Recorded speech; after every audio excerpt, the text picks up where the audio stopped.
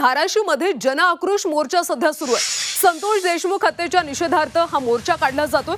धाराशिवमध्ये जन आक्रोश मोर्चाला सुरुवात झाली आणि या मोर्चामध्ये संतोष देशमुखांचे कुटुंबीय सहभागी झाले। गेल्या काही दिवसांपासून राज्यातल्या विविध भागामध्ये जन आक्रोश मोर्चा मूक मोर्चा काढला जातो। आज धाराशिवमध्ये या जन आक्रोश मोर्चाचं आयोजन करण्यात आलं। संतोष देशमुख हत्येच्या निषेधार्थ हा मोर्चा काढला जातो। यामध्ये देशमुख कुटुंबीय आणि नागरिक सुद्धा मोठ्या संख्येने सहभागी झाले।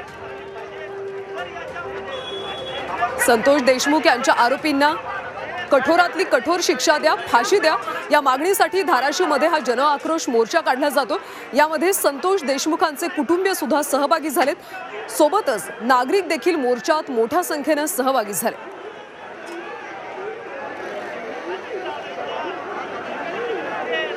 दरम्यान संतोष देशमुखांची मुलगी वैभवी देशमुख हिच्याशी यावेळी बातचीत केली आमचे प्रतिनिधी ज्ञानेश्वर पतंगिया।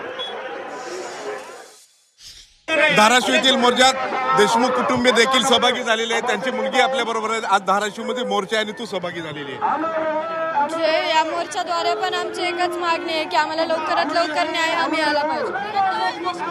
आता जो तपास सुरू आहे त्या तपासावर तू समाधानी आहे का?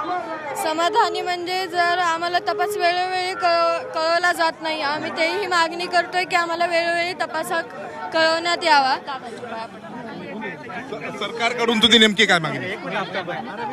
वैभवी देशमुख जे आहे ती या ठिकाणी आहे तर राणा जगदीशसिंह पाटील तुझी सरकारकडनं काय मागणी नेमकी? मागणी हीच आहे की आरोपींना कठोरात कठोर शिक्षा झाली पाहिजे आणि माझ्या वडिलांना न्याय हा मिळाला पाहिजे। सर्व आरोपींना सध्या मोका लावलाय अशी माहिती येते, तुझी पहिली प्रतिक्रिया काय आहे?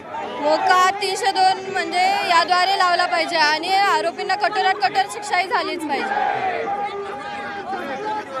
ज्ञानेश्वर पतंगे, जी 24 तास, धाराशिव।